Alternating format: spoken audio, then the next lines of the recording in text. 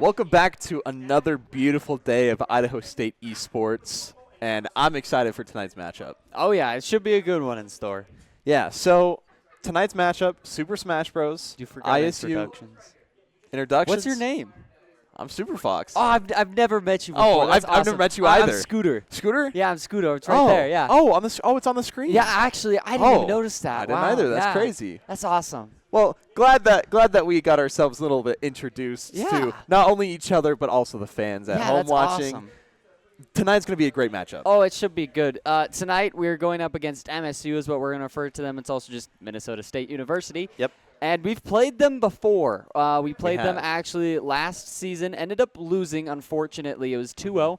But it was still a close one, in my opinion. It was, yeah. I don't remember the exact stats of how much stock exchange kind of happened in between those matches, but I know it was definitely close. And one thing that actually was different from then to now is we were actually missing some of our key players. Yes. And it makes a huge difference. I mean, this coming into this season, we got our star Pikachu player, and he's very good, especially looking at some of the comps that MSU ran with last season. Exactly. Yeah. So looking at that as well, we do remember that they have a Min, which is definitely one that we kind of struggled with early on. Is I think she took, if not, I think 2 or 3 of our players off just because of her mobility, and her reach is insane. I mean, the fact that she can reach across an entire stage can really be troublesome if you're a somewhat slow and not quite agile character. So the fact that we have a Pikachu main now can really help counter that, and I think that's kind of what we're trying to lean towards tonight in the matchup. Yeah, so Steve, our Pikachu player, one thing that he showcased a lot last week, I just realized that was a week ago. Holy cow, that was time has flied. It's crazy. Was his mobility underneath the platform. Exactly. Yeah, so that was impressive to see. If you guys haven't, I'd go back and check our YouTube. If not, we have a highlight on Instagram, Idaho State Esports. Good plug. Give us a follow. We'd really appreciate it. But the way that our Pikachu player was able to manage the stage and be able to zip from one side to the other by going underneath, or like even trick them as well, because he'd go to the middle of the stage and they would have to kind of choose either left or right to assume where he's going to go, and then he'd just go the opposite way, and then boom, there he goes. Yep. He gets kind of like a little jump on them, and so that's something that I think is definitely going to be great as well walking into this match, especially knowing that they play Min. I forget who else they. Peach. That's who it was. Doing a little bit of research, those were some of the ones that we've noticed they've played consistently. Yeah. And so just deducing that as a fact, we were like, okay, they're probably going to run and play with a similar style. And so Peach is an interesting one just because, I mean, it's really hard to play against Peach. It is. That's the thing as well. Is we were talking about it like pregame as well, or like I guess before we started. This is a pregame, so this is But anyways, we were talking off camera. Peach is one of those where she's not like a great player when you first start, but if you can master her, she's got some cheeses. She's got some like crazy damage that she can do, and just kind of like punch at it, and then all of a sudden, boom, you're gone. And so it's one of those where it's like, oh, it's just a Peach, but also it's a Peach.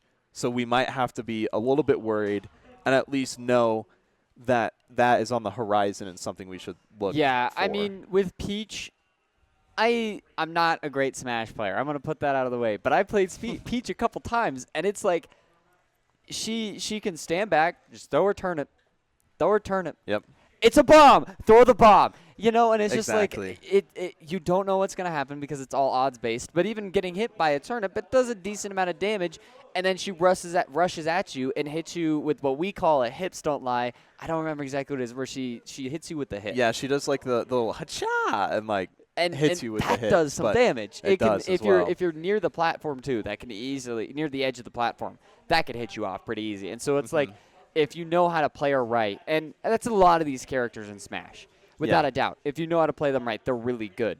But Peach, you can get very cheesy with it, and it's really hard to play against. Yeah, and so that's one thing that we'll have to definitely worry about as well. I'm trying to remember who else we have as well. So we have our Pikachu, and we saw our Ice Climbers as well last week. We have a Bowser, a Yoshi, a Piranha Plant, and we got one more. I'm trying to remember who our last player was. Or am I off one? Maybe I'm off one. There's only 6 of us. Did I say 6? Did you not have your 6th finger up? Well, I had it up because I wasn't sure. Okay. We're going to start over. Ice Climbers, Pikachu, Bowser. Oh, I missed our DDD. That's what it was. I missed our King DDD. Yeah, I forgot we have a King DDD. So, there we go. That's our it's Smash nice players. that we have a lot of these. We can throw in some heavy hitters, too. Yeah. That's one thing that I like a lot about ISU is the fact that we actually have a pretty decent spread, I feel like, of damage doers, mobility, and heavy, and like the just in general heavy characters that can kind of take the brunt of most of the hits and stay alive for long enough that you can kind of chip away at them and then get them off the stage. And so that's one thing that I'm really excited to see, and I'm curious who MSU is going to bring out first and who we challenge them with initially. It's very hard to predict because that's a lot of this game is who are they going to play? Who should we try to play to counteract that? And I mean, knowing a little bit about MSU, I wouldn't be surprised if they throw out Min. Just get one of your better players out of the way. And Min, we were doing a little bit of research before the stream. That's what it's called. Is today, and we found a very popular rank for all of the characters in Smash. Min, pretty high. I think they had Min at 7.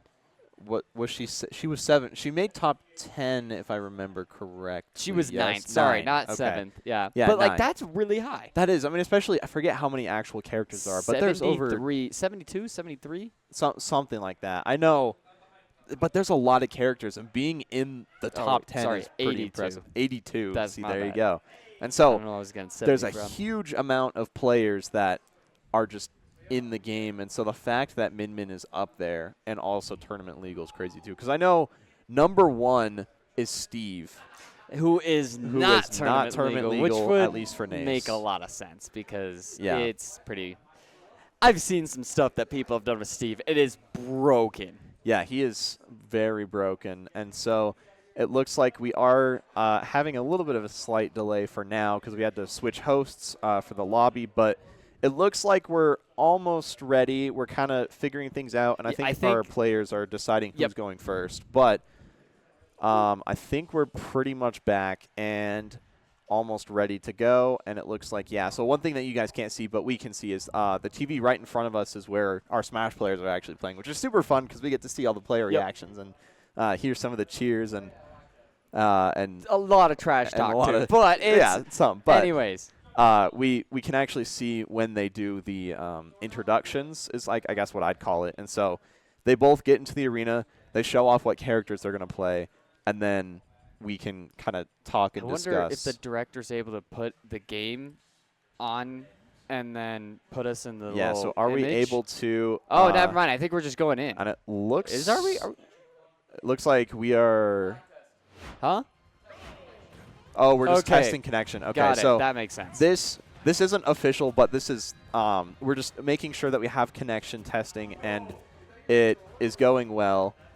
And it looks like there is a pretty good amount of delay. And so that's actually it's kind of rough. And so I think we're just trying to figure out still what's going on. I know at least here at ISU, one of our main players, the Ice Climber main, actually, I forget their gamer tag. Is that something you want to look up real quick? Yeah. Just so we can let the viewers know. But he is looking into it, and we are definitely having a pretty decent delay in input. And, as a casual gamer, it probably doesn't make a whole lot of a difference to most of you when you play Smash because, I know when we do split screen and stuff, you have Joy-Cons and stuff, and so that can introduce a lot. So one thing that I will say, you guys might be like, if it's a couple milliseconds, it's not much of a difference. He was showing it in front of us.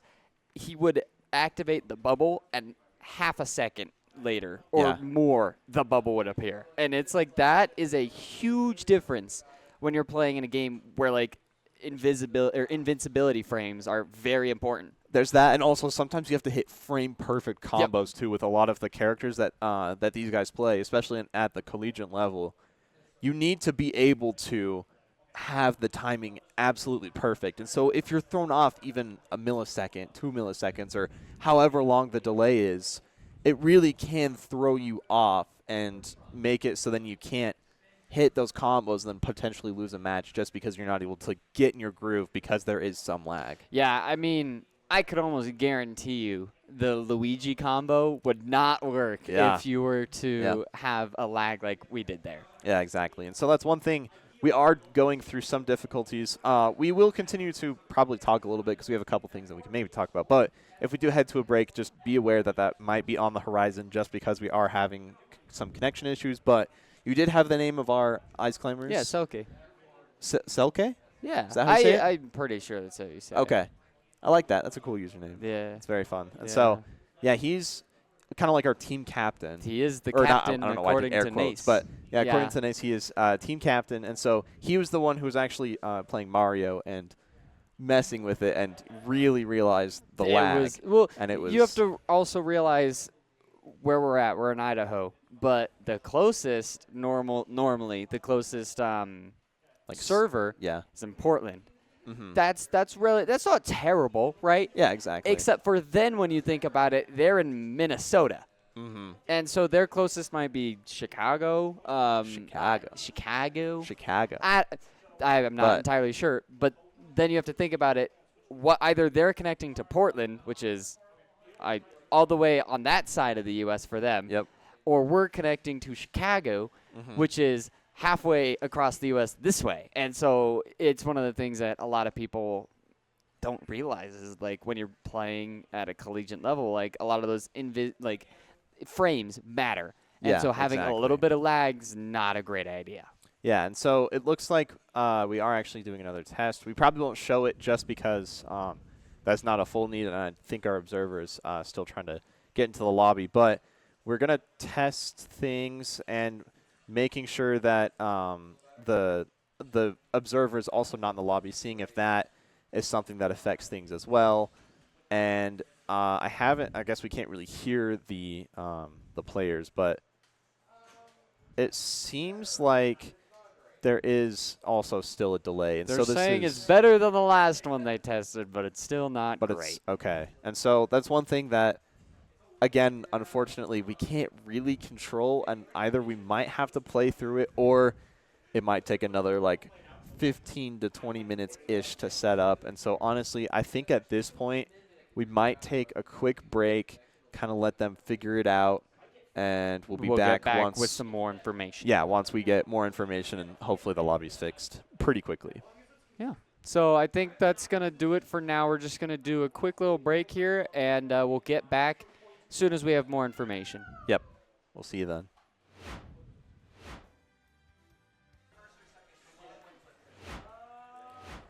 All right, we are back. Sorry for that break. It looks like we are kind of still having some communication issues a little bit, but we are just going to run with it. I think they're figured it out. Yeah, basically. If that makes sense. They are figured it out. Yeah, that's grammatically correct. We're very grammatically correct here.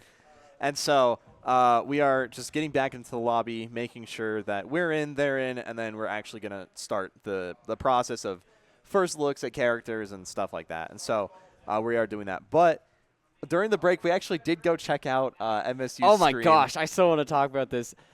Yeah. Not a lot of times, because we're in the middle of streaming, do we get to check out other people. Because, like, MSU, they have a very good broadcasting team. They do. Not only do they have a great esports program, but broadcasting teams normally don't get, enough recognition. Exactly. And so we joined in on them, and they were in the middle of an advertisement. And we were like, ow. But then, as soon as we were like, okay, we'll give them a second, they were hilarious. I thought they were hilarious. They were like, the one dude was just like, oh, you guys are zoomed in on me now. Like, I didn't know that. Exactly. And so that's one thing that I find very fun is just the fact that other colleges as well are having the opportunity to stream and have a little bit of fun with it. I know at least we have a lot of fun with it, and it's great to see that other schools are out there doing the exact same thing. And so, honestly, mad applause to you at MSU. Yeah, I mean, so I feel like it. it's always nice to be professional, but Exactly. at the same time, why not be fun? You know, they were telling kids, make sure you're doing your homework. Exactly. And that's exactly what I'm saying right now, because if you're watching us and you haven't finished your assignments like me, I can tell you that's a bad idea. Exactly. You want to make sure you get your stuff done, but it looks like we do have the matchup for the first round, and it is Pikachu versus Sora. Okay. And so I'm intrigued to see that. I think I do vaguely remember them playing as Sora last time, because I think we've seen a couple of them, but I do remember at least last year us fighting as Sora. And I can't remember if it was through MSU. But yeah, give me a second. yeah, Sora's definitely an interesting one, and so he was definitely good, and so it's fun that ISU. He's DLC, right? Yeah, he's DLC. I think he's one of the last ones that they introduced, if I remember correctly. I mean, don't think he was let's the be last, honest. but Kingdom Hearts is a great game. I have heard it's a great one. Unfortunately, I haven't done much through it as well. That is lovely. Oh, we're getting some input from our players, knowing a website, so we can look at.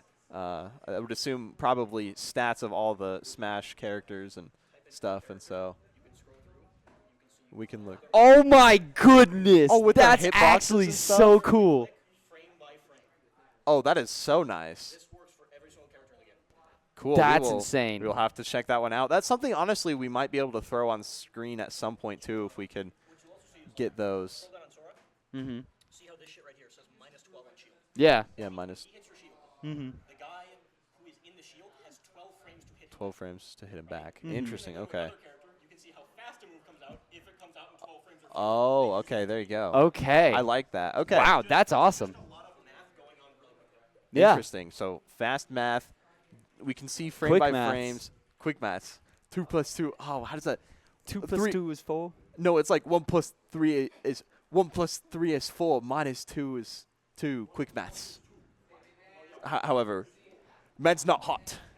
I don't know. That's the song. I but do remember. anyways, so we'll definitely have to look into that. See if some of those Wow. like frame stuff This are is actually so things cool. that we could show on the stream, because there's a bunch of GIFs and stuff on this website. So we'll have to give that to our director and see if we could throw some of those on screen at some point, because it is very interesting to talk about and look into. Yeah, I mean, being able to then break down each character and all of their attacks and. Okay, we just unlocked a whole new level. And see, this is one thing. I definitely knew that Smash was like at this level, but I've never had the tools to be able to like actually get research it. Oh, hey, welcome to my level. Yeah, I realized my chair was pretty high. up. But I've never realized that we actually had it available. Yeah, like to, I like, knew, look I at. knew it was a lot about frames and a lot of timing. Mhm. Knowing like you're able to figure out exactly this is how much damage it does and how many frames you need to attack back with. Like, Yeah. that's a whole new level, because then at that point it's just like you said, quick math, knowing Exactly. hey, he's gonna do this attack, and if I use my attack back after this, it's going to work. Yeah, and it's crazy as well, because these players, they know the game in and out, and so the fact that they can internalize almost all of that and know Goodness. what move of theirs is going to be fast enough to react to the move that they just did, so you can get a little bit of chip damage, is insane. Yeah, so being able to know one character, that's why a lot of these players, they only know one character, because they are internalizing how many frames it is for every single attack. And there's a lot of attacks you can do with one person. Exactly. So being able to know the exact amount of frames, and then knowing you're not going to know every character's frames, you know, like Of course. this is how much that they're going to do, unless you're like the greatest in the world, right? And you spend your entire life playing Smash, you know. Yeah. But you would know this is about an estimate. This is a fast attack I can do to get back or get out of, you know, the combo. And so being able to then know that is why a lot of these players only stick with one character. If you can then master multiple, that makes a difference. Mad props to that. So it looks like the battle is about to start, and I did actually write the joke on my hand for today. Let's make some sparks fly with this Pikachu. I don't know if I'm proud of you or not for doing that. I thought that was a fun bit that we were going to run. I ran it last week, and so we're doing it again, bringing it back. But right off the rip, we had some – I would not necessarily like well, I mean, there we go. We had a little change. Oh, Pikachu. I thought he was – I also thought the same, but I forget his recovery is It's insane. so good. And so it's one thing to see. It looks like Sora does get a crazy little combo there, but Pikachu does retaliate. He almost got that one, but it looks like we are missing a couple things, and that's one thing that I'm not fully sure if that's just a little bit of the lag that we're still getting used to, or that was very Sora, interesting he's move. able to do that. He's got 4. I'm pretty sure it's fire, it's freeze, it's lightning, and I can't remember what the 4th is. And he's able to call on that attack. So the lightning, like we just saw right there, strikes down in 4 different rows. And so it's very good for edge guarding because you're able to block a lot of them trying to come back up, if that makes sense. Exactly. No, it's just the 3. Sorry, It's just the fire, 3, okay. ice, and lightning. That's right. I've never played Kingdom Hearts, and so that's one thing that I didn't really know. And I don't have a lot of the DLC. Ooh, Pikachu almost trying got to the go spike. for that spike. Just barely off, but we are very even scoreboard-wise. But as soon as I say that, MSU getting a beautiful attack right there, punching our Pikachu just out. I mean, Pikachu's very good with his mobility. It's just Sora's been very fast. He's been very agile, if that makes sense, and he's very good on his recovery. And doing a lot of the damages with the key, doing a lot of the hits that we're seeing right there with his key, he gets some pretty good combos and some really good damage. So he's played very good so far. Our Pikachu just needs to get that final hit and knock him off. Yeah, and that's one thing that we're looking for right now. I mean, we're not uber damaged quite yet. Well, I say that, and we take a pretty large hit there, but it is something that... Literal caster's curse right now. Maybe I just shouldn't say a whole lot, but Sora trying to use that Thunder again to edge guard, and there we go. Pikachu getting a great attack there, punching Sora off the side. And so now we are even stock-wise, but we do have a lot more damage, so we need to do a little bit of work to try to catch up. Yeah, I mean, we just need to see Pikachu, one thing that he's been very good at. Ooh, what a great Thunder. We looked it up. That move is actually called Thunder, even though it's lightning. Okay, I would like to odd, debate that because he's literally striking them with lightning. But that was a what do close I know? Spike look there. That was definitely the move, but we're just able to survive that. Getting back to the stage. Kind of waiting, but Sora. Oh my gosh, able to read Pikachu that is very still well. alive! He is still alive. Trying to get him into a position so we can get a little bit of a combo going. Or just get a lot of damage right now, so then you're able to take advantage of it later on into your next stock. And it looks That's like exactly what we're starting to do. Very well. I like the ledge guard that I see here. That was very close. I thought he had that first. We have him, and we do have him. We got him there. All right. ISU up a stock, very damaged, and so it's probably going to be an even playing field here soon. But as much damage as we can you do. You can. That's all you need. And unfortunately, there was that. Cal, I want to. What is that called? The reaction. Why can't I think of that? What? Where you. A counter. That's what it is. Oh. He countered. Oh, Pikachu he countered? There. Yeah, he did. To be honest, I didn't even see that. But yeah, so Sora, I believe he has a counter. At least looked like a counter, and so I wouldn't be surprised there. No, good combo right there from Sora. You can see he swapped over to his Thunder, probably because he was thinking he might have a chance to edge guard a little bit. Looks like he does now, but our Pikachu doing a great job getting just underneath it. Wow. But Sora is able to take him out, so ISU is down a stock. But honestly, I felt like that was a pretty well-played game, given the situations on how we're kind of dealing with lag and stuff. I mean, I heard some of the players even talking about how it was a tough match just to play because of that. Yeah, when you're used to playing on very good, ping, you're gonna be like, you're used to it. Yeah, exactly. And as soon as you're playing highly competitive matches against another in a collegiate team, and you're playing on 4-frame difference, it's gonna make a huge difference in your game. Yeah, I mean, even talking to some of the players as well, they're saying that a lot of the moves have like a set amount of frames that they work, and so and I think if you want to show one, or maybe not, you could probably show it. I don't know how well it'll come up, but if we look at it, so for example, that's one of Sora's moves that you can see once the GIF resets here. Yeah, so you can see the little red dots is where it would actually hit someone with the only key. 37 total frames. And so it's 37 frames, but when you're lagging. But it's active on frames 7 through 10. So that means it has a 7-frame setup, which is where, if you remember, he was like going back before he jabs, right? And so when he goes back, those are 7 frames that he is not doing damage. And then for 3 frames where he's shoving the key at the person, he does do damage. Yes. And so it's kind of crazy to think about. Well, it'd be 4 frames because we've got 7, 8, 9, and 10. Yeah, so 7, 8, 9, and 10 do damage.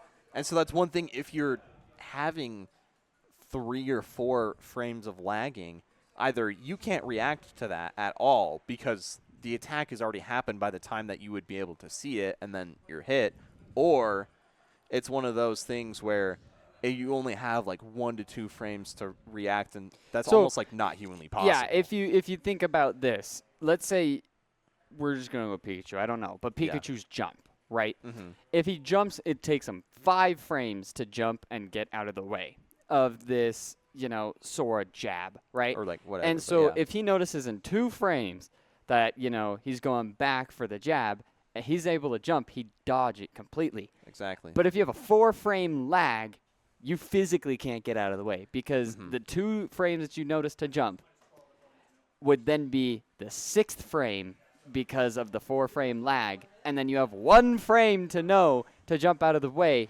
and you wouldn't be able to make it.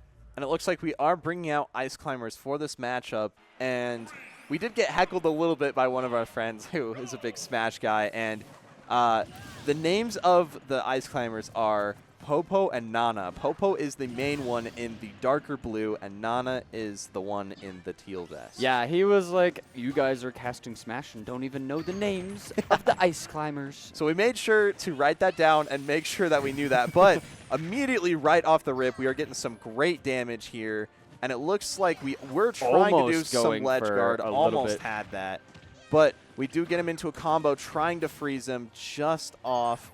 And as long as we are able to uphold it, but he's just Sora, targeting Popo yeah, right that now, is which true. makes sense. Try to get the most damage because all we're going to try to do is damage Sora, and we just need to knock him out. If we go for as much damage and just trying to knock him out, all he's trying to do, get 1 or 2 stocks. Yeah, exactly. And so the Sora's mission at this point, it may seem kind of interesting as well, but as long as he's able to take out a stock or 2, and it looks like he's doing very well actually playing against it. And so we need to be careful, but as long as ISU is able to KO this Sora right now, we would be able to have a clean reset, and then it would be 9-9, and ISU would be back at a clean slate. It's definitely a close look. He does get a freeze on us, and he does actually almost. Wow, I thought that was close, but he does get that. Very well played by MSU, being able to knock us out there. And so now we do have a clean slate, and there we go. We are able to take out the Sora. So we are still a stock behind, but we get the Sora out of the way. We do get the Sora out of the way, which I think is honestly the best part about it. And so now, going into this next match, we will get to see Popo and Nana again go up against Ice Climbers again. We'll go up against their next player, who do you think they're going to bring out? So they have a Peach, they have a Min Min, and I don't know who they have 6 total players on their roster. So they could.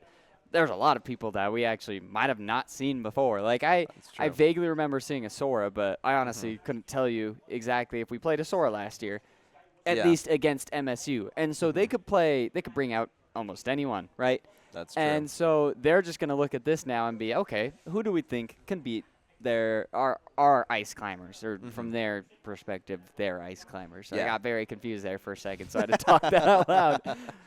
But I mean, at least from the 2 characters that we know, I wouldn't be surprised if they decided to bring out Min Min. I feel like Min Min would definitely be a pretty tough matchup for us, especially because, number 1, the reach on Min Min is insane. The fact that she can have almost the entire stage reach with just how far her arms go out is very, I would say broken, but I mean, she's not broken enough to be able to be in the collegiates. You just have to be more agile. I mean, I guess, yeah. So that is completely fair. And so I could definitely see the Min Min. I'm also, I could somewhat see Peach coming out as well. But I feel like you were saying, I think Min Min is probably the reason I would pick Min Min here is looking at Ice Climber. How do they attack? They're pretty up close and personal. They have their mallets. And think about this. Everything. Min Min, you can keep them away. Exactly. They can't do damage. Peach, you kind of have to get close. You can use your turnips. She's got a couple different attacks that are medium ranged, but for the most part, like a lot of her heavier hitting are going to be close range. And with Min Min, don't have to worry about that. So just very broad, general, like quick thinking. And I don't know the ins and outs of Smash, right? Yeah. And so that's what I would be looking towards, at least from a very broad sense. Yeah, I would agree with that. I could definitely see someone a little bit more ranged, or at least have more utility at range to go up against them. And we are getting into it.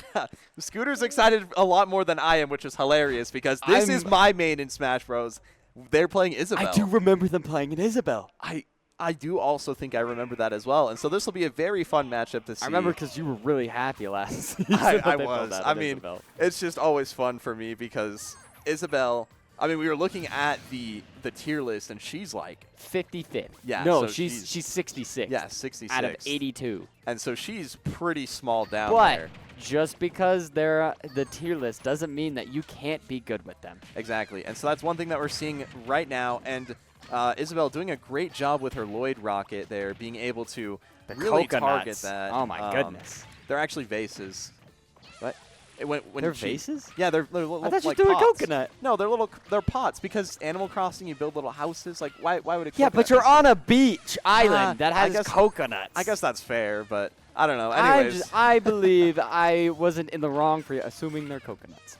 No, but you were wrong though. I never said that I wasn't wrong. I but just said Isabelle doing a great job being able to not only attack our main one, but she does bring out that stop sign to really get a big attack, and she does do a good amount of damage there. Isabelle does have an insane recovery, so it's one where it's like she's off the ledge, but also my goodness! What a crazy play there by Ice Climbers, being able to kind of spike her. It wasn't necessarily a spike, but it was being able to really use the fact that she's on the edge of the stage. He wasn't able to get Nana back, and then Popo falls not too long after, so Ice Climbers back down to 1 stock.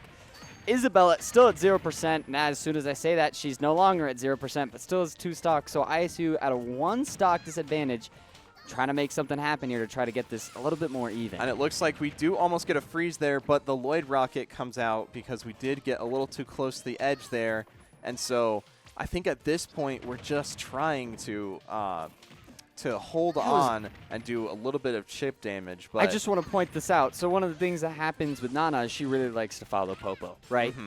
So the darker one, Popo, is the head. And so what Isabelle did, she placed her Lloyd rocket at the edge and then picked up and threw Popo so Nana would follow and run into the Lloyd rocket. Yeah, so that was very well played. That's one thing that it's impressive to see as well at this high level is plays like that where you really are able to know the ins and outs of the characters to be able to have some very high IQ level plays here. And it looks like that was a crazy one there. Wow. I don't know if you – that was very impressive. So she actually grabbed Nana with her fishing rod, which made it so then we couldn't use our up special because the way that it works with Ice Climbers is that kind of like belay or like bungee jump with each other to launch out. And if one of them is already on the edge, then they can just grapple to the other person. Exactly. So I think our Ice Climbers was playing for Nana to get to the edge and have Popo be able to just grapple up. But by, Isabelle grabbing Nana and just chucking her out, our Popo had nowhere to go. Yeah, he wasn't within range because if I remember correctly, there's either a range, there's a range. or if you. I don't know exactly how far the range is. I don't but either. There is a range. But there is a range, and so either she was out of range or since she was being grabbed in that moment, we couldn't recover. And so that was a very impressive play to watch by MSU. I mean, towards the second half of that fight, I noticed a lot more about the Isabelle, specifically deliberately getting them split and then manipulating how just the character works in general. Exactly. To then take advantage of it. And so that's one of the tough things as well about Ice Climbers as a player is you're so dependent on both of them being in the same spot, being in unison with their attacks. I mean, sometimes one facing the other way, the other's facing the other way. You try to use your freeze, and you need both of them to hit. so then you can actually get them frozen, so then you can, start a combo. There was a couple times during this game, though, like, I noticed the ice climb was just a little off. There was a couple times where we would start to have a combo going, and we would go to freeze, and we would be freezing the wrong way of Isabel. And so that's one of the things that gets very hard, especially at such a high collegiate level, is, like, you have to almost be completely specific. And we're playing a game of frames with a lag. Yeah. And so, honestly, it's one of those where I'm curious as to what would have happened if we were in, like, a perfect scenario, either A, at a LAN and, like, both people are connected to the same switch, or if we had, like, 0 lag and there was, like, nothing going on. I'm curious if that would have swung our way a little bit more. Granted, MSU's Isabel played very well. So far, both of their characters have played very well. And exactly. And so it's been a fun matchup to watch, but also knowing that we have lag. And I'm not sure if this is something as well where it's like, we also have we weren't told if MSU has lag either. Exactly. So. And so I think we're debating back and forth. It's like who gets the better half of the cut, I guess. Because I feel like you were saying earlier, you have servers over in, like, Oregon and you have servers over in, like, Chicago. Again, we don't know if their servers are in Chicago or not. North Dakota. Or North Dakota. Or South Dakota. Or one of the Dakotas. But or Minnesota. Or It could just be in Minnesota. It actually could. Now that yeah, we think that would probably make more sense. And so it's one of those where we're not sure who technically has, like, the home field advantage when it comes to servers and lag.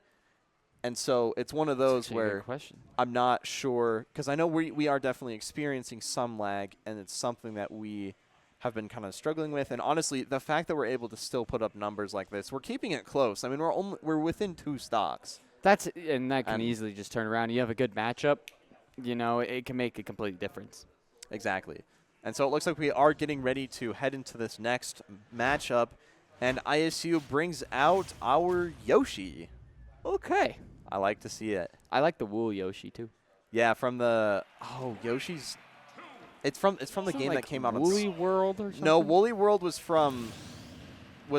like the Wii U version. This is like the one that came out on Switch. So it's like Craft World or something like that. Huh. But immediately right off the rip, that was kind of fun to watch the little sniper battle of the marbles versus the egg, and Isabel, once again, having immaculate placement of that Lloyd rocket, being able to predict where she's going to hit us, and then not only that, but she can control when it goes off. So the main thing is the Lloyd rocket goes off when someone walks above it, or Isabel can manually lift it off.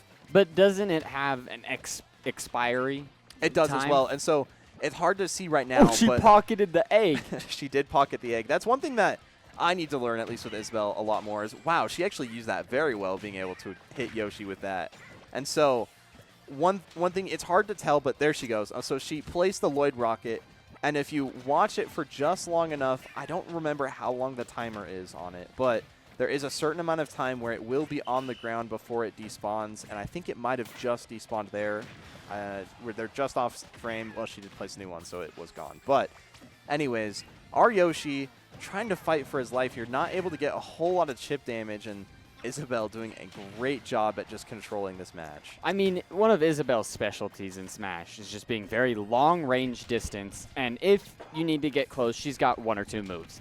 And so putting Yoshi against her, somebody who's very fast and maneuverable, makes sense, except for right now we're trying to play a really long-range battle, and Isabel, a character mainly designed for that, is going to have a bit of an advantage. Mm-hmm.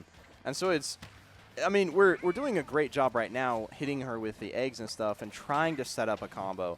But once again, we're like just a little bit too far off with some of our moves. And so that's one of those where Yoshi almost had that. Yeah. And so once again, it's always fun to see Isabel just pocket some of the abilities. And she might use it here. We'll see. Yep, there she goes, using the egg. Ooh, that was good on Yoshi being able to attack through the Lloyd rocket. And so that's one of the things as well, is it does technically have, it has a hitbox, yep. But it also has like health to it almost. Really? And so if you do enough damage to it, then it will just explode on impact rather than, and I can't remember if you initiate the attack, if it does less damage or it does I think it some would do damage. less damage. At least game sense-wise, that would Yeah. make more sense. And so that's something we'll have to look into. Granted, we probably won't see very many Isabels. I think throughout the this was the season. only Isabel that we saw entirely last season. But there's some think new so as teams well. in NACE, so you never know. But so far, their Isabel doing a great job at just getting chip damage after chip damage, putting Yoshi into Yoshi a almost tough got the spot. grab. Yeah, trying to get that grab and eat her, possibly throw her off the side. If not, get a combo going with that. Isabel does use that pot and doing a great job at just keeping enough range where Yoshi can't really hit an attack, but also start a combo. Isabel just off on the side with that one. And we Does are get going the grab. to reset. Oh, good egg there. We're able to get a little bit of a combo going, but both players at very high damage percentage, and I'm just curious I'm who's gonna surprised get the- Isabel's still alive. 164%. That's very impressive. That is. I mean, especially with how light of a character she is, but man, just like that, Yoshi is off, and it is in MSU's favor currently, but if we are able to get one quick look here, we might be able to make it somewhat of an even fight, at least in this matchup, but MSU will still be up a whole. And there we go.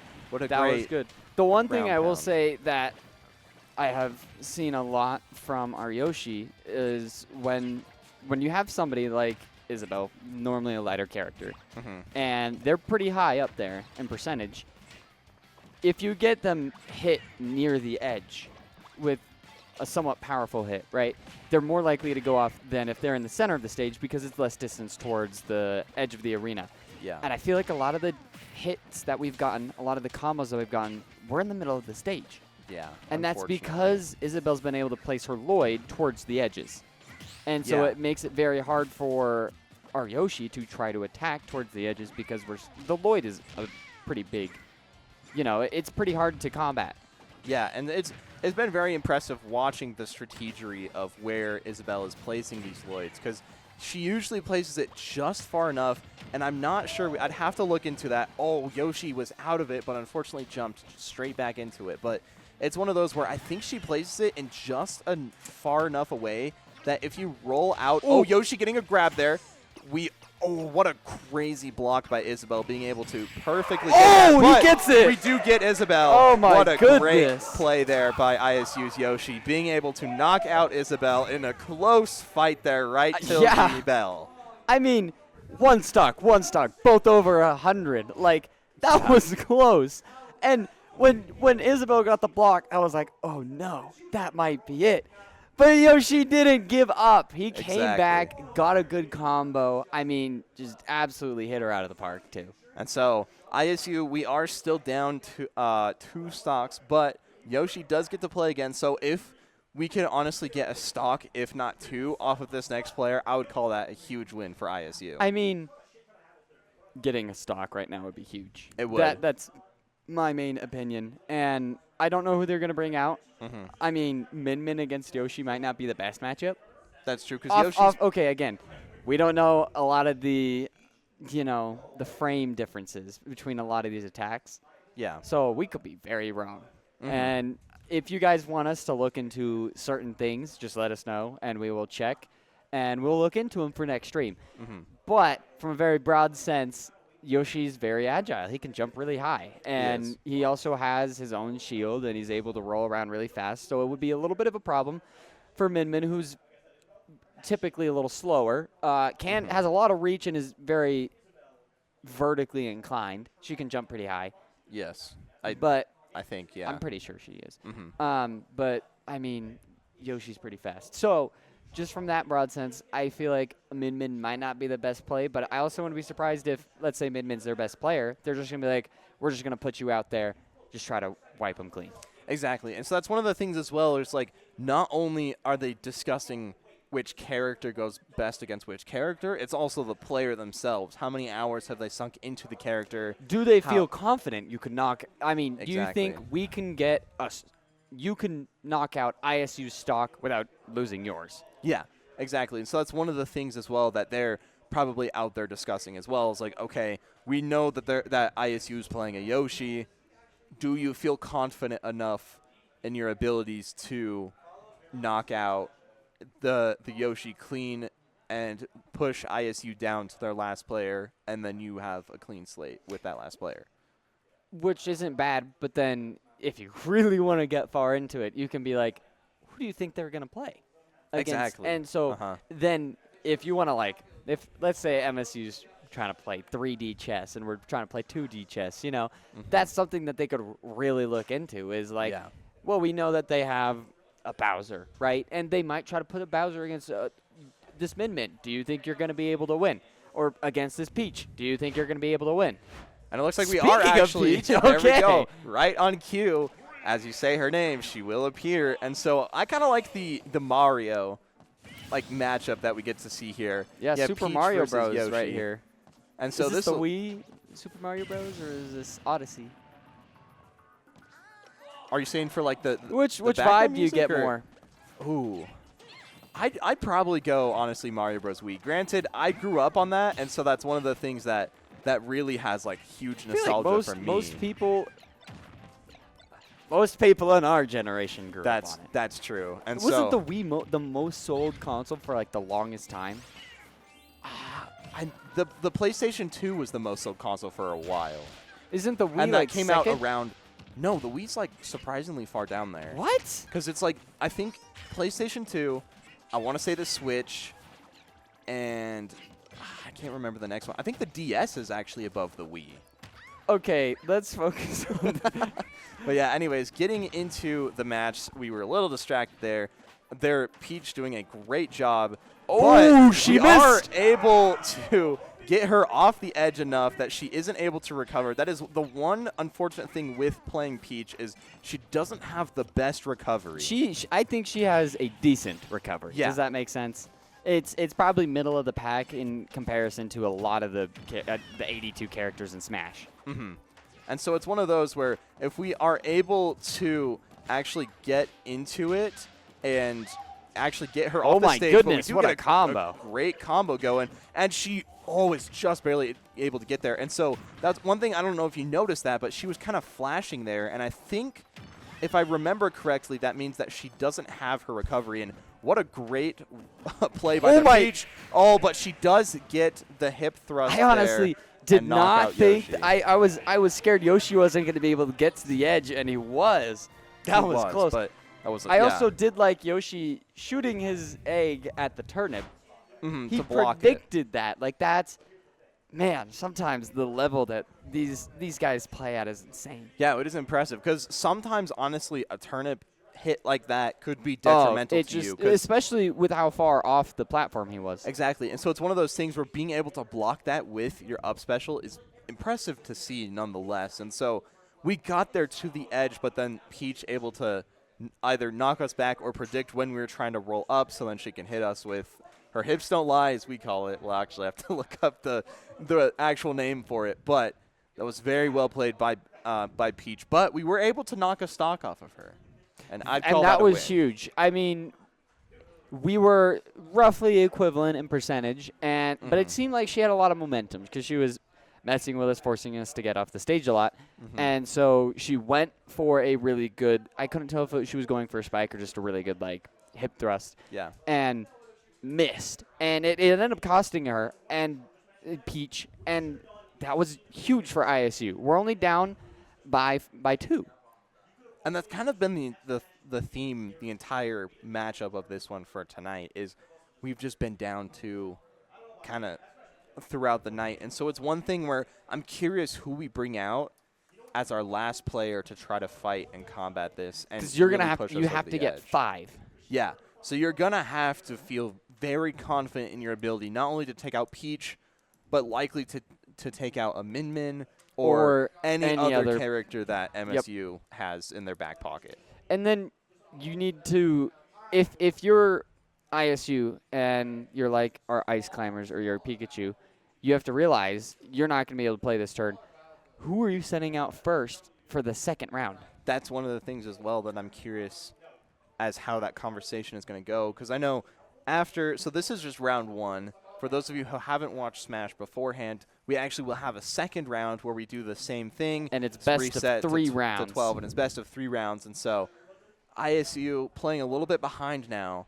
If we're able to get this one right here, that would be huge and push us over into it. And it looks like we are having another Mario matchup. We have Piranha Plant coming out for ISU. Okay, which Mario game does this remind you of the most? Oh. That's a tough one. Piranha Plant versus... I kind of like Super Mario Galaxy. I could see that because you have Peony Piranha, and I like that as well. And so early, right off the rip, getting a huge amount of damage, playing very well, blocking the turnip with the Poison Cloud, going to the other side with his dodge, and oh my, this has been very impressive to watch. But once again, as soon as we say that, Peach starts making something, and a little bit of makes combo. It an interesting match, and so we really have to just kind of we have to keep the momentum going and make there sure you go. that You see the Piranha Plant that. recovery. It's so good.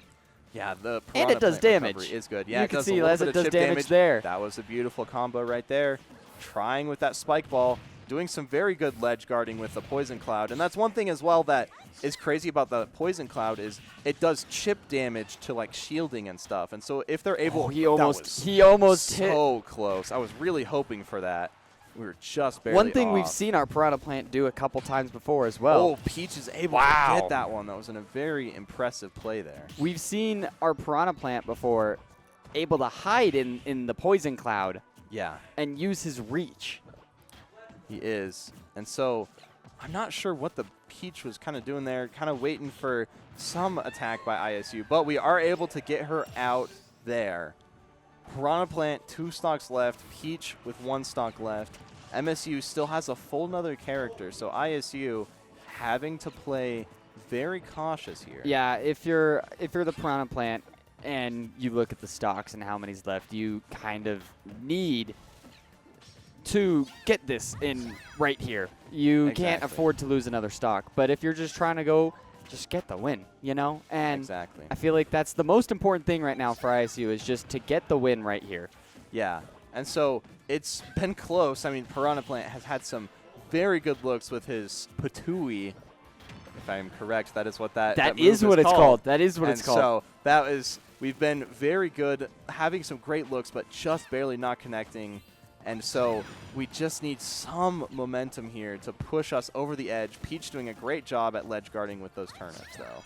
I mean, that's one of the things, though. It just takes some time to know this is probably where they're going, and this is what I need to hit with my turnip. Piranha Plant was so close there, trying to get her off the ledge, but Peach does get one last KO on the Piranha Plant right before, and so Peach trying to make it a sweep right here, crazy too. Combos here. We just need to be careful, try to get one stock off and possibly push us to that last player. Oh, they do get the spike with the spike ball, but it's not quite enough damage to really get her off the edge there. Oh, and they do get the spike ball, but she's still alive. Dead. That was very impressive, and it looks like we are still trying to go after her with that spike ball, but Peach able to read that very well, just barely too low with that. So with Piranha Plant, do you remember? Oh, that was very good. And one thing that actually is very interesting is when he's doing that down like spot. Oh wow! I did not think that he was out. I did not think he was out there. That was my thought too. I thought he was going to be able to recover from that, but once again, just barely going off the side, just far enough to knock him out. With Piranha Plant, do you remember if he has to touch the ground for the spike ball to reset, or does it just have to go off the map? I think the spike ball either A, has to go off the map, B, if it's like if you're playing against an Isabelle and she picks it up, it has to like be reset in that way, or C, I think it's just a timing thing where it's like the ball itself technically has to despawn before you can use it again. Okay, because I was just noticing we tried to do a lot of regaining the ledge, right, while Peach was ledge guarding with the spike ball, and it'd fall off. And I wasn't sure if when it falls off, you're just able to use it again. Yeah, and so it's one where I think, at least I'm not 100% sure, and it's something that we'll have to look into, but I think it is something that the spike ball itself has to despawn before you like get it again. That's fair. Anyways, so that is it for round 1. Yes. With ISU unfortunately losing that one 4-0. So we're going to go into a little bit of a quick break in between rounds just to make sure that everything's set, and we'll get back to you guys with some more information as soon as round 2 starts. Yep, sounds good. We'll see you then.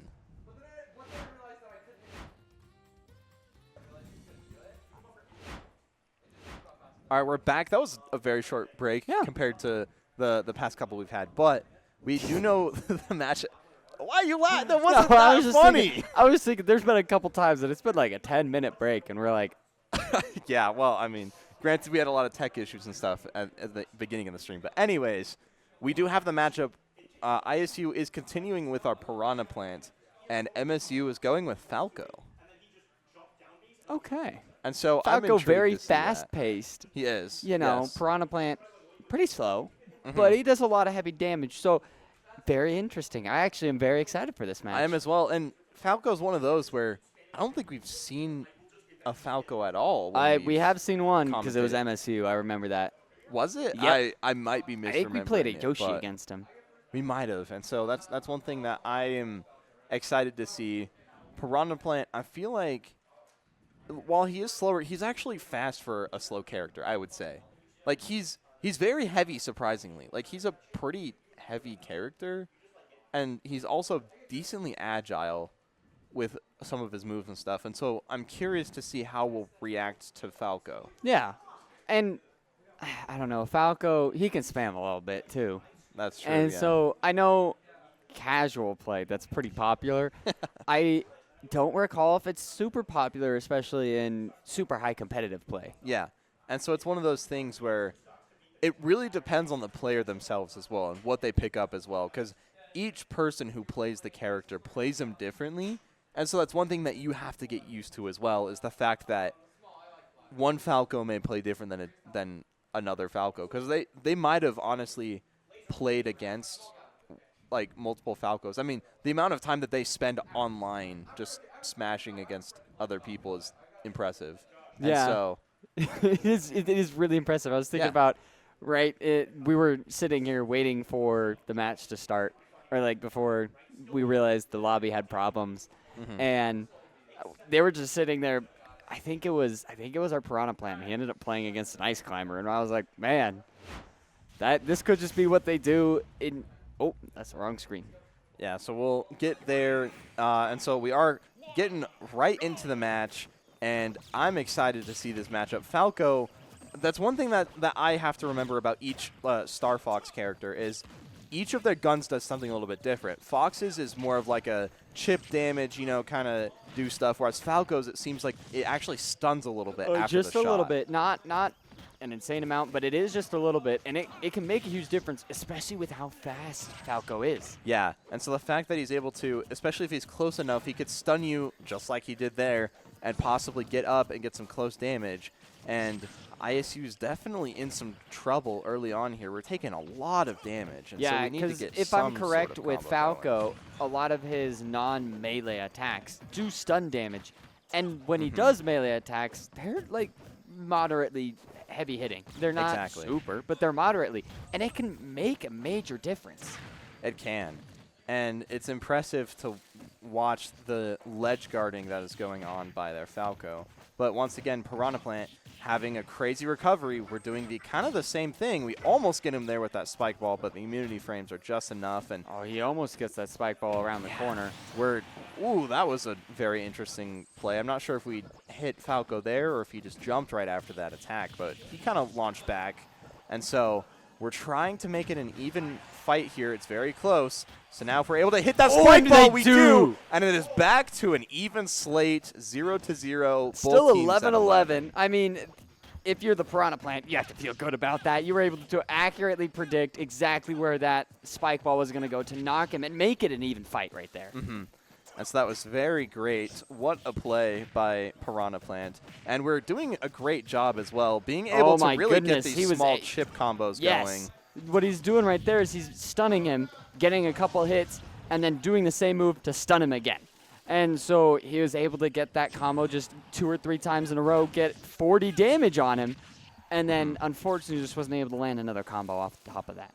And one thing is their Falco is doing a great job at ledge guarding, so it's definitely keeping us on our toes, and we're going to have to be careful there, but once again, we do get knocked out pretty early on. They don't have a whole lot of damage, but, oh my, the immunity frames. The Piranha Plant has done that 3 times now, by the way, where he's accurately been able to throw that spike ball, just not at the right time because of the immunity frames. Yeah, that's the one thing that is pretty crazy about Smash is the fact that when you grab the ledge, you get just enough immunity frames that sometimes an attack like that is enough to really push it over the edge. And what a great reflection there by Falco. I forget that Falco has the attack that does do the reflection. Yeah, it's one of those where I feel like not a lot of people utilize it to its full potential. And right there, we did get to see Falco going after the spike ball like that. And we're trying to get one more. It does actually stay there with the roll. We almost get him with that.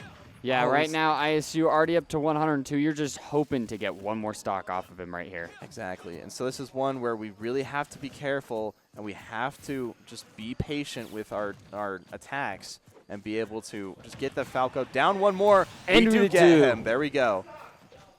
We might be able to possibly get one more as long as, once again, we just are careful with our stocks. But as soon as I start saying something there, Falco is able to really control that. If you're ISU Piranha Plant right now, you just want to try to get him off, hit him with your spike ball towards the edge of the arena, maybe get a spike, and just try to put it away with taking as little damage as possible. And it looks like so far we're doing a very good job, but again, I say something. I really should not be pointing these out.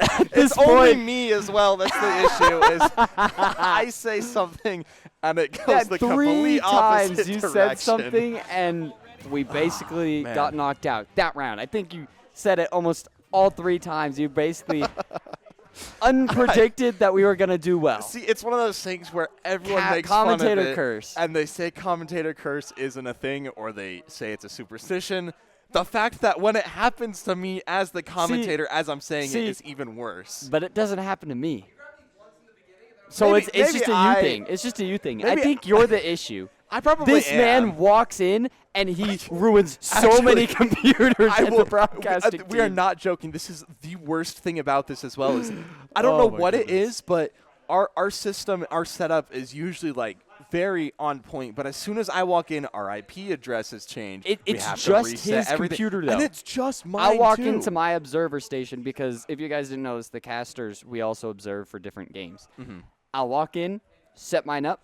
No issue. Yeah, I'm good to go. Nothing. In 2 minutes, I can set the game up, set the OBS up, set the voice chat up. No problem. Then I walk in, and I'm like, oh, yeah, this is going to be easy. Turn on the computer. I can't hear anyone. Oh, my IP address changed. I open OBS. There's an update that I need to run. It won't let me start the game. I need to log in. I try to open the game, and it doesn't work, and I need to restart the computer. It's really music to my ears hearing you suffer. I don't know why you want me to suffer. I'm kidding. Oh, but anyways, it's funny, too, because you have the computer that's used the most. Exactly. And it works for everyone else. That's the thing is it's like right now we're using Observer 1, which is the station that I'm on. And we walked in, and it was perfectly fine and no issues. When I walked into the arena today for the stream, we couldn't hear anything on our ends, so we had to restart OBS. Like, I don't know what it is, but I think something about me is just cursed, and the commentator's curse is real. So I will probably not to point. You shouldn't point out saying like, "Oh, we almost got them." Because now that we are about to know the matchup, actually we're getting into the matchup. It's going to be Falco because MSU has to stay with the same person versus our Ice Climbers. I like that matchup. Freeze him. If he's fast, freeze him. Exactly, yeah. We could freeze him. We can get some great combos off there. Or have him stun Nana. Exactly. And so that's one of the things as well is if we could really put our secondary Ice Climber, Nana, in the front and be able to take the brunt of like a stun, that is really kind of what we're hoping for. And so if we are able to knock out this Falco right off the rip, that would make it a clean slate for ISU. If you're Selke, our Ice Climbers player, right now, all you need to be thinking, just get him out as soon as possible. It doesn't matter the damage you take as long as we don't lose a stock. Oh my goodness, that was a good little combo right there. Yeah, right off Being the able rip. to split up the ice climbers to make sure that he's stuck in the little tornado that they do. Even though when they're split, they don't do as much damage, you're able to keep him stunned for a little longer. With Falco, that's not a bad thing just because of how much, how fast he is, how much stun damage he can do to you. It's honestly not a bad idea trying to keep him stunned as much as possible. Exactly. And so pretty even damage-wise, but Falco able to really put the ice climbers and separate them. And we are doing a good job. He is really separating them. Wow. Once again, kind of like what we saw with Isabel, the fact that they were so separated, we couldn't get that up special to really recover from that, and we just kind of fall to our death, unfortunately. So one thing that we were looking at was Ice Climbers. He's lower on the ranking scale for a lot of these Smash players, and I believe it's because of that. When you get to that high level, I separate them. They have almost little to none recoverability. So if you could separate them off the edge, that makes a difference. Oh, and you can see it happen again right there. I'm not sure what happened there, if it was the fact that we did our tornado a little bit too early and couldn't get to our recovery, or if we were just stun locked and we just had to accept the fact that we were too low. But that's definitely a tough match. But we do get a great hit there, making it 7-9 ISU. I do feel a little bad for Nano right there. Definitely hang out to bait while Popo could just get a nice mallet right onto that that Falco, Yeah. Because that's exactly what happened. I mean, if you play that strategy, it can work. A lot of these, higher tier collegiate teams, they're going to try to target Nana, try to separate the two, right? Because Nana's going to follow no matter what, but that doesn't mean you're going to follow Nana, right? Doesn't mean Popo's going to follow Nana. So if he's just targeting Nana, take advantage of him because he's not paying attention to Popo. Exactly. And so that's one of the reasons why, kind of like you were saying, I feel like it's difficult to know Ice Climbers as like a good or like a mid-tier, is because there's so much versatility that you can do with them. But they also have so many downsides when the two of them are separated that you don't get as much damage. You can't recover. But if you can then take advantage of that, it can also make a difference. So it's really hard to play because a lot of people might not try to take advantage of separating them. A lot of people might. And then if they're doing that, you can try to target that they're trying to separate you, but then they could just swap it back and just try to target, Popo. And it's very hard. Yeah. But it makes sense that that's why it's very interesting. A lot of these Smash characters, almost no one's the same. I was about to say no one's the same, but then I remembered Peach and Daisy. That's fair. So almost no one's the same, and Ice Climbers is definitely one that is out there in play style. I would agree. It is definitely something that they're very unique, and that's one thing that I personally love about Smash Bros. Is the fact that pretty much every single character on the roster plays in such a unique way that when they add someone new, it completely changes the game almost.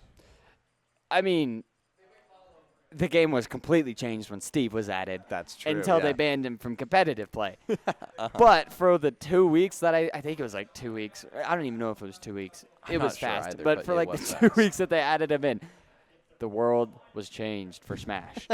Exactly. And so it's very fun to see, and I'm very curious now that the Switch 2 is out. Something that I'm curious about is I know that, was it Miyamoto? I think he's the one who's the developer of Smash. But I know he wanted Ultimate to be his last game. Yep. But at the same time, I'm curious if Nintendo will continue on and actually Because if I'm correct, one. Nintendo has the rights to the game. They could just make another. They could. Ooh, Sora. But getting into it, Sora is the choice for MSU, and I'm already blanking. First round, did we play Ice Climbers against Sora? Yes. We did. Okay. Yes. That's what I thought. Yes, we did. And so it is. Because it was when Sora had one health, or one stock, and we went in, and he took, I think it was, we lost the stock against him. Yeah, that is correct. And so right off the rip, goodness, though, what a combo right we are there. doing a great job at ledge guarding. And oh, what an He missed. Wow. That's huge for that is ISU right there. huge for ISU. One of the things that move in particular that Sora does is he goes back and forth, and then I think he goes back one more time. And so that's one thing that we did a very good job at, is knowing the fact that he would go back off to the left, so we pushed him out just enough that when he went back again, he actually fell off the ledge. And so we are doing a great job currently. I mean, ledge guarding. So far, that was amazing ledge guarding. Especially a lot of it was we were halfway across the map, or oh my gosh, the platform, and we were still ledge guarding really well. But you can see they're trying to target that Nana. Sorry, not the Popo. They're trying to target the Nana right there, and so it's very interesting to see. We're trying to play a little bit of a combination of attack him while he's trying to attack Nana, but at the same time, try to get her back. Yeah, and so we've done a very good job so far, really taking advantage of the ledge guard. And it looks like Sora is able to grab Nana, but we do recover enough. Oh, we do get the freeze. We get a good combo. And we do, and he's out. What a beautiful play by Ice Climbers. Ice Climbers on fire. Okay, no longer on fire. They were frozen, but playing phenomenally well. I thought, oh my goodness. Sorry, I'm overreacting right now. I'm kind of very excited if you can't tell. Ice Climbers, very good right now. Just trying to see if they can make a little bit of magic happen. Try to even the playing field and keep their last stock. Oh, what a crazy spike so there, close. But unfortunately, his recovery is too much. And send that thunder. Props to coming Ice out there, Climber. Holy cow. Wow. Put on a show. Almost had him. I was really hoping for that spike. As soon as I saw that saw that spike, too. it was insane. I thought was he had it, and then he barely got enough recup. Man, what a great I wish we had play, replay. though. I would want to replay that so bad. Oh my I know. goodness. That's one of the my things that I'm goodness. excited for our next arena about. For those of you who don't know, we actually are getting a new arena next so semester for esports, and I'm super excited. Thanks again to Direct Communications for helping sponsor that arena. We're going to have a bunch of like replayability and stuff, and so it'll be fun to rewatch that as we're kind of doing these like in between and times. it's going to be a lot bigger. It's going to have more PCs. We're going to allow there's going to be a whole stage, which is really cool. And we're going to then allow for fans to just come in and watch during these matches, which is really cool. We'll have a live audience. Yeah, and that's one of the things that I am super excited for is the fact that we're able to commentate in front of a live audience is going to be something that's honestly kind of surreal, and I'm so excited. It's a little scary for me, but I'm honestly there for it too. Exactly.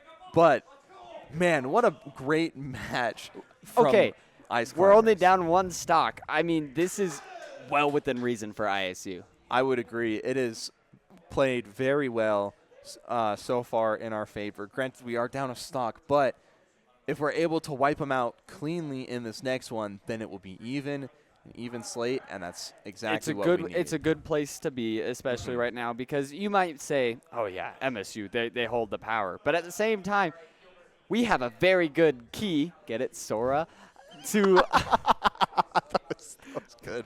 We have the key to our own destiny. I don't know. I could say that let's make sparks fly and bring out our Pikachu. You can't lie. Mine was pretty good. I was very happy with But that. I gotta use my. You already my used it. Yeah, but I think it's we over. should let it's over. sparks fly and watch our Pikachu shock us. It's like unlocking the door with a key. You've already unlocked it. Wow, I'm shocked you're bringing up the key analogy again. You're bringing up the pun that I had from last week. If you guys knew about that pun, you're a real one, by the way.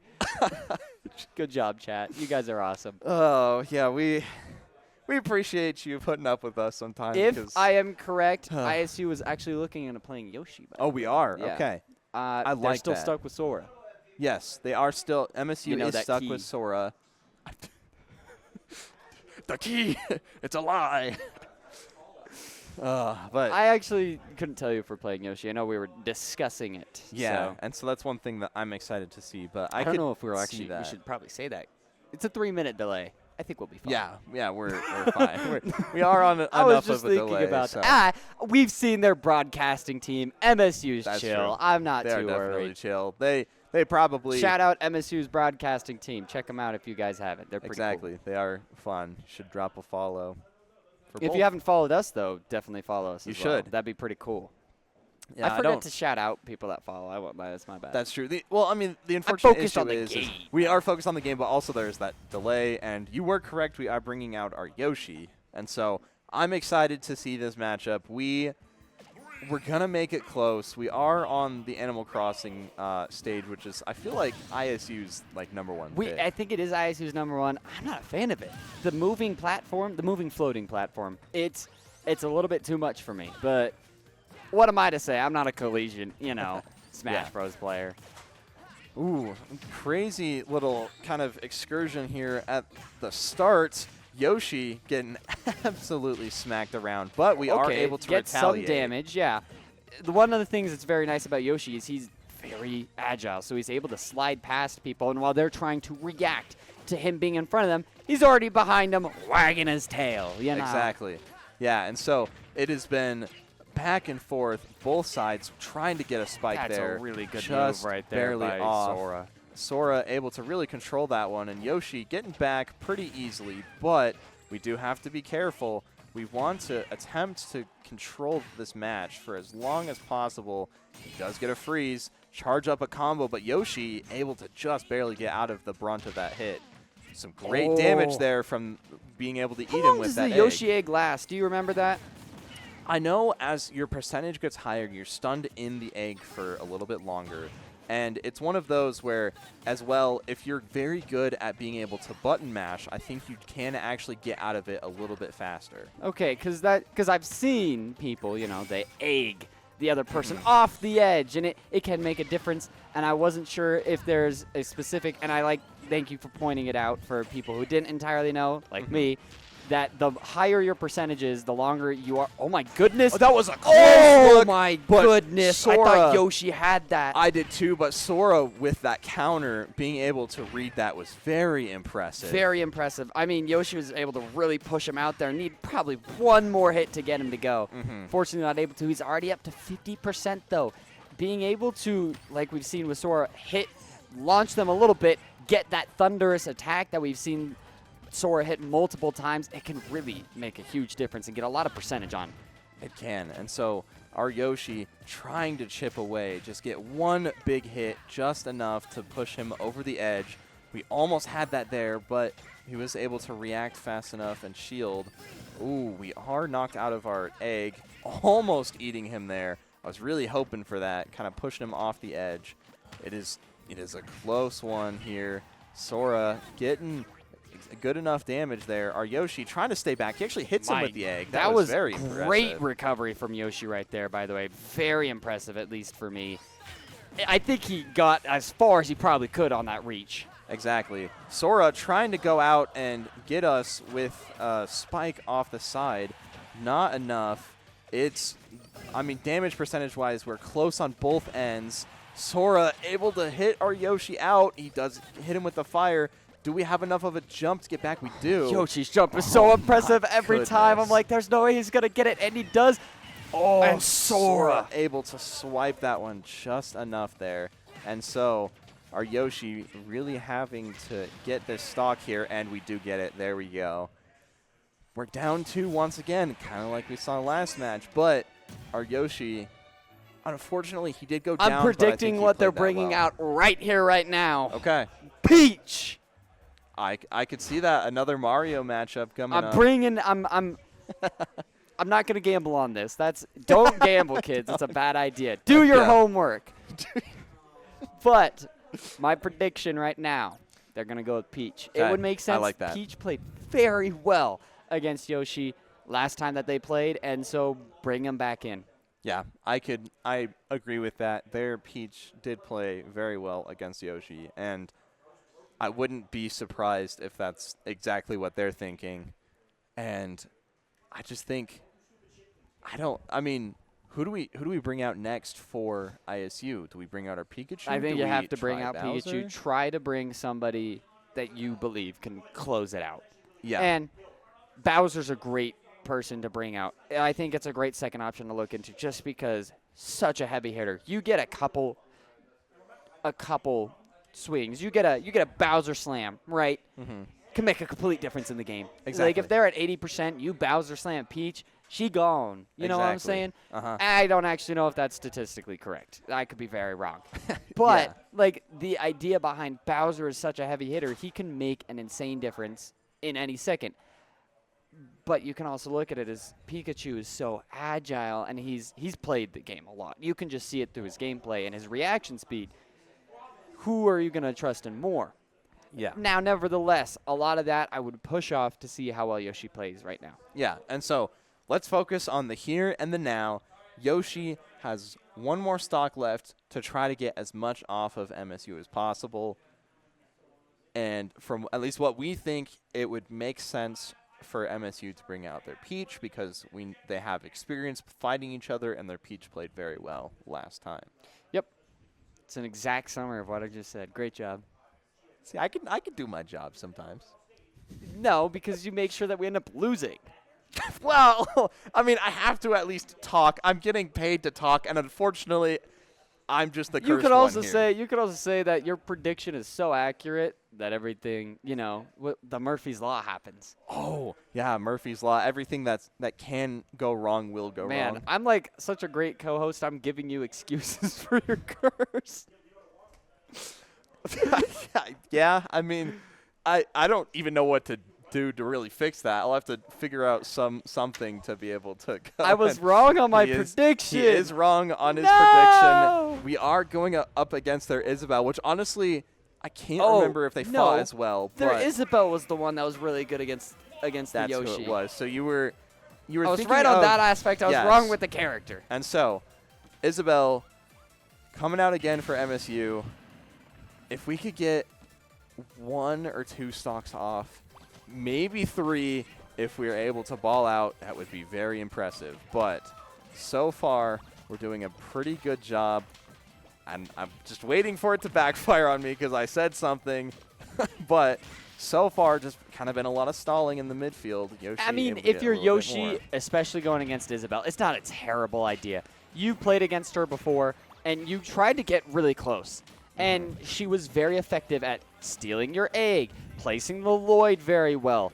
And you just weren't really able to get close. And so far, he's been very effective on staying back, trying to dodge a lot of those attacks while doing a good amount of chip damage. As soon as I said that, See, I'm not the only one who's cursed here. You can. I was talking for a long time. Well, I mean, yeah, if I say anything for a short amount of time, it unfortunately goes the wrong way. But anyways, Yoshi getting a great hit there, able to get He's been some very good damage. Oh my goodness, There's no way Isabel! she How isn't did off she there. survive that? Man, we do get her with the egg, almost get And that, he but gets there we her. go. We do get a stock off the Isabel. Honestly, at this point, I would take that as a win for ISU. But get more. We need more. We're exactly. a little greedy right now. Try to get as much as you can. And he's doing very good. He's, like I said, staying back, just trying to get a good amount of chip damage. Go in when you know you have the chance and try to get a couple 1 or 2 melee hits because that does a lot of damage for Yoshi. And one thing that I will say that we've played a lot better since the previous match is knowing where the Lloyd is and being able to avoid that. That's one thing that we've really been able to utilize as well is we've been dodging the Lloyd a lot better this round. But just as I say that, I thought he survived that. I thought we were able to survive that as well, but just barely enough. And Isabel does finish off Yoshi. MSU up 2 stocks again. I thought that was great play from Yoshi, though. I'm I not would going to agree. discredit Yoshi at all. I thought he was very fluid. He played that first stock phenomenally. That second stock he was trying to get off Isabel, he just kind of fell into the combo a bit. And that happens sometimes. It was just an unfortunate circumstance that he was already relatively high in percentage because he was fighting from the previous stock and he didn't have any more stocks left. And he just happened to fall into a pretty good combo where she was basically carrying him in the air all the way through, gets a nice punch towards the edge of the platform, barely didn't have enough to survive. And so great play right there from Isabel. Now you're looking into it from ISU's perspective. You have Isabel places the Lloyd, right? Pikachu's very fast. Do you think with a lot of his side dashes, is he just able to dodge past the Lloyd, or does it still trigger? Because that's where the frame difference comes in. There's that, and there's also the fact of does his side B do enough damage to blow up the Lloyd itself? Because that's part of the game as well, is if you're able to do enough damage, you can actually destroy the Lloyd while it's in the ground, and then it just blows up, rather than going up and getting you into a spot where you could possibly get hit into a combo with Isabel.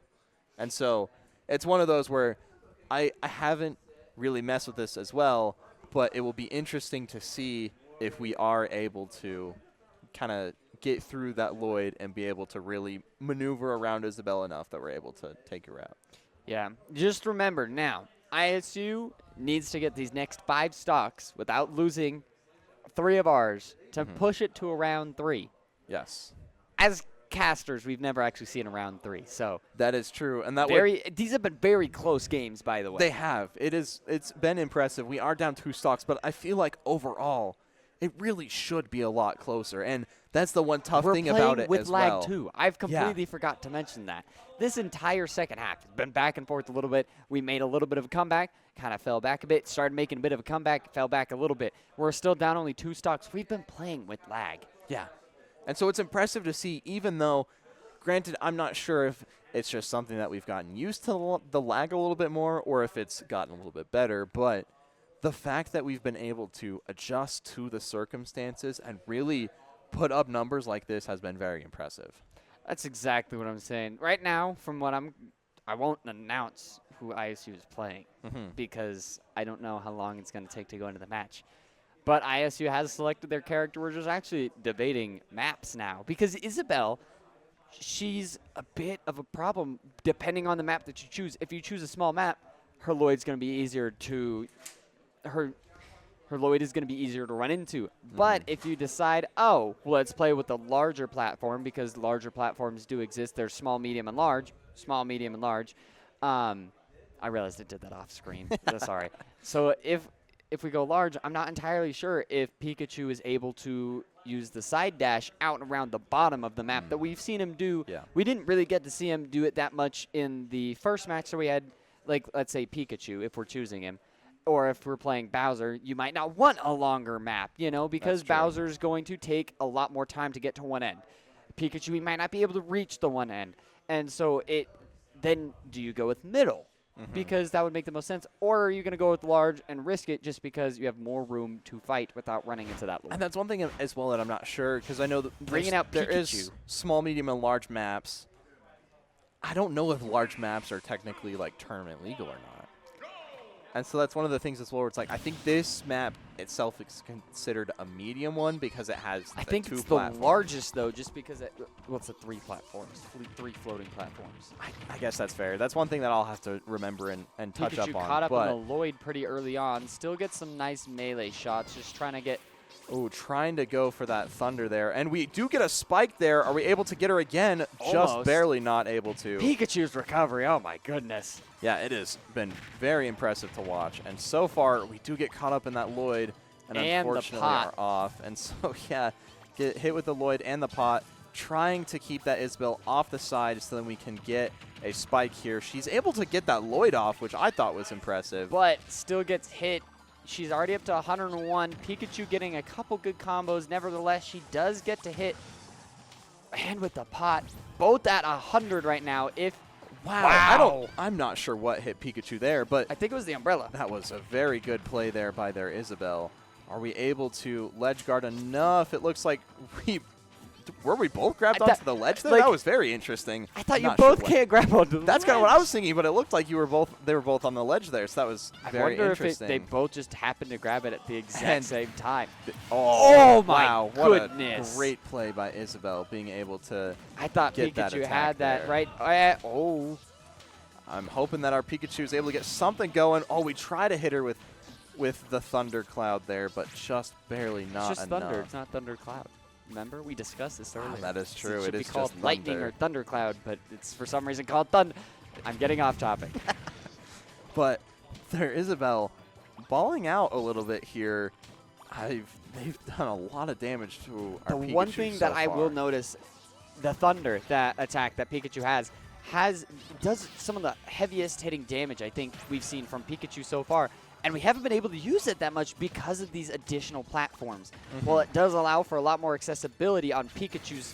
Oh, what a crazy grab there from Isabel. That's one of the things that I was worried about is the fact that we were so close to the ledge and Isabel doing a great job at ledge guarding with that fishing pole, because not only can you run into the hook and activate it, but Isabel can also pull it at a certain time and grab you in the process as she's pulling it in.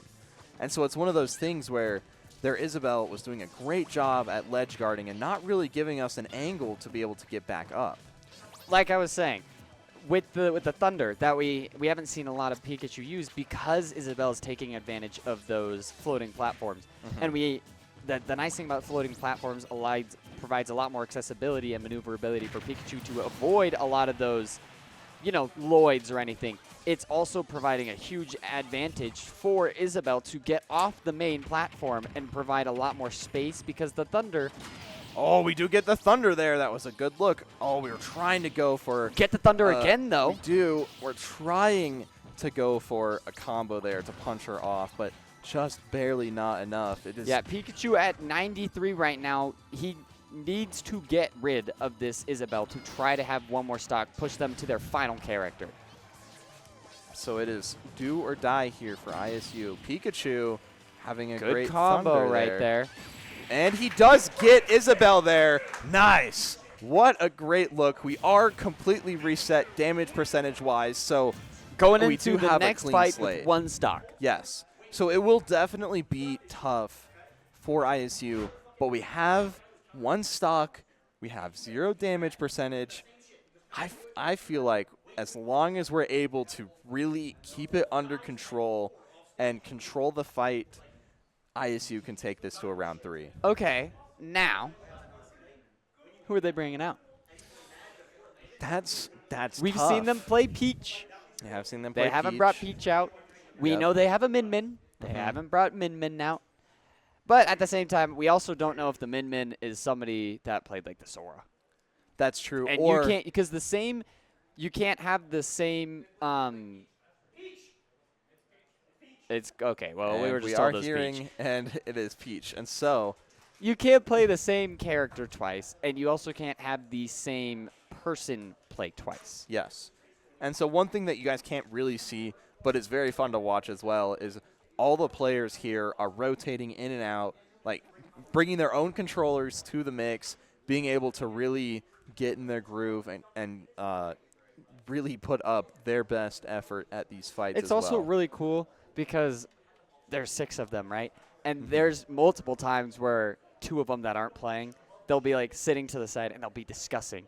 In the middle, like even though that we've already selected who we're going to be playing next, they already are like, yeah, we're going to talk about future strategy or what could have been done better during that match. And so it's like they're a whole team and they're separating from each other in a sense to help each other more specifically. Yeah, so it's very fun to watch. That even though I'm so glad that the Smash is right in front of us because otherwise it would be a lot harder to exactly to cast to really cast as well. Because I mean, part of it is there's just a lot of like variables and stuff that you can't really control. Like we can't really get a name on all the players that are playing. We can for ISU, but that's part of the reason is because they're right in front of us.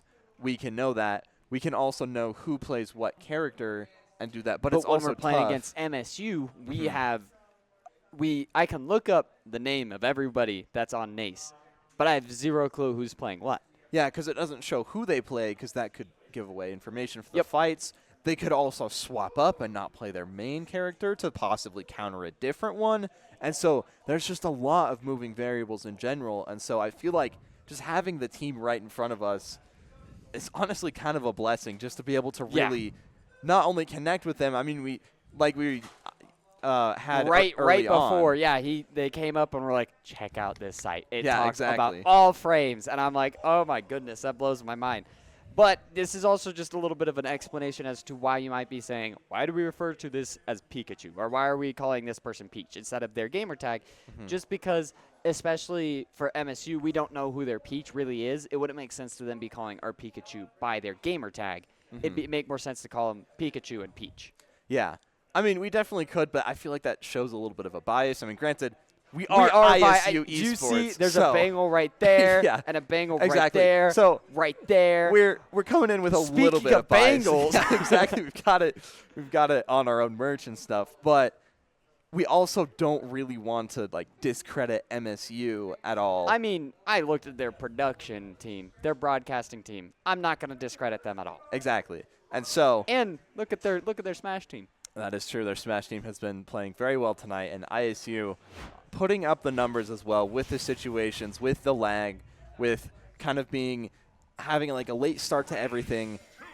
And we do get into it with their Peach as their last character. We have to make sure we lose. And yes, we do have to make sure that we lose our stocks. That was close. Their Peach got a little close there. I was like, okay, that Peach. That was very interesting. Well, it wouldn't have mattered, actually. It wouldn't. All right. Now off to the races. Their Peach playing very passive right now, and our Pikachu has been able to dodge I actually those very really well. like how passively. I'm going to stop talking. I'm not the only one. Well, I was just saying we were playing very passive. We were just trying to get a lot of chip damage and just try to stay away. But as soon as they go into the bubble, we're going to get as close as personal to try and get some damage as soon as they get rid of the bubble. I like that style. Unfortunately, Peach was able to get us into a quick combo. But just like that, Pikachu able to get a couple, one hit, one jabs, get him into a tiny bit of a combo, take some damage on him real fast. And it is neck and neck damage percentage-wise.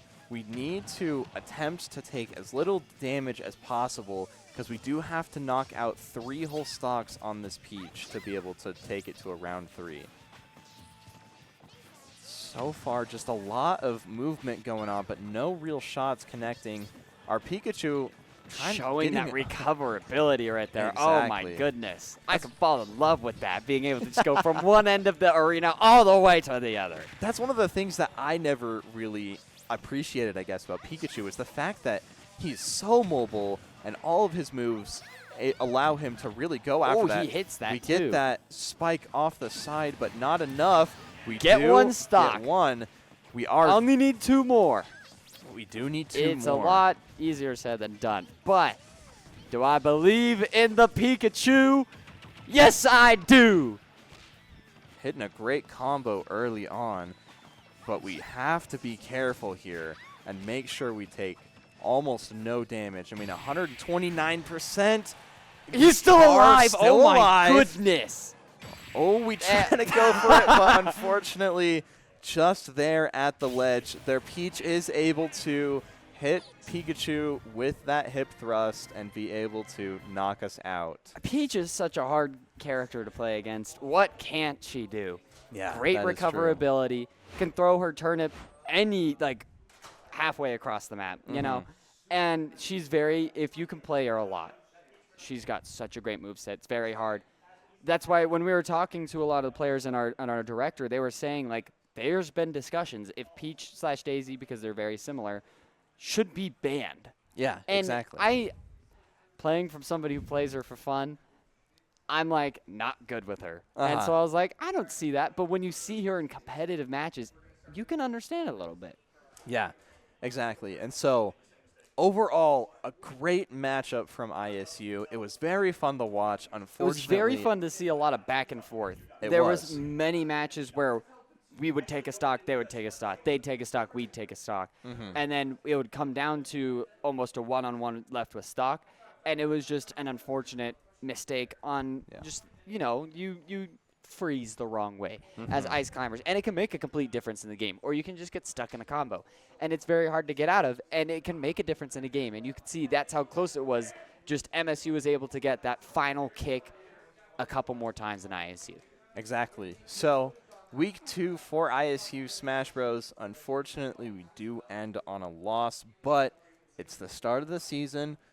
I think as long as Week 2. It is Week 2, so as long as we learn from the situations, we go back, and I think already I can hear the team as well as our coach, they're wanting to start a discussion on what went well, what could have gone better, and I love to see the fact that we are just constantly back and forth trying to improve ourselves. Yeah, and it's been like that with all of the games. Like, seeing the culture grow around the esports team in just a year and a half, it's been amazing to watch. Exactly.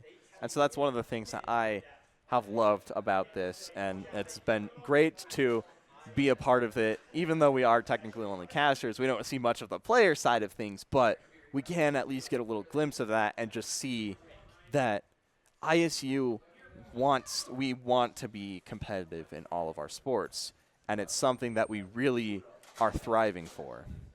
Yeah. But that's it for Smash tonight. And so just to give you guys a bit of an update, the Valorant team, they didn't play Wednesday. They're playing this Friday. We're not going to be streaming it, or they're playing tomorrow. Yeah. We're not going to be streaming it, so just check the socials at Idaho State Esports on like Instagram and YouTube, and you guys can find exactly how they do then. And then Monday, it's going to be Overwatch at 6:30. Tuesday, it's Rocket League. We will be casting again at 6:30. Wednesday, we will have Valorant. I will actually be casting that. Yeah, I'm excited for that as well. I'm a little nervous. But that's not, you don't need to be worried about that. Just make sure to tune in, and then we will be back again. I'm pretty sure we got it rescheduled for 6:30 next week. That's one of the things we'll have to check as well. So like Scooter said, make sure you stay up to date on our socials to know exactly what time we're at least expecting to start. Granted, like we had tonight, there's probably some tech issues that might happen here and there. So 6:30 is usually the start time for all the games, but also could be, hit earlier or miss. But we will be back casting for that as well. Exactly. So we will be here with you, and just make sure to stay updated for that. Yes. So that's all from us tonight. I'm Super Fox. And I'm Scooter. And we'll see you in the next stream. Have a good one.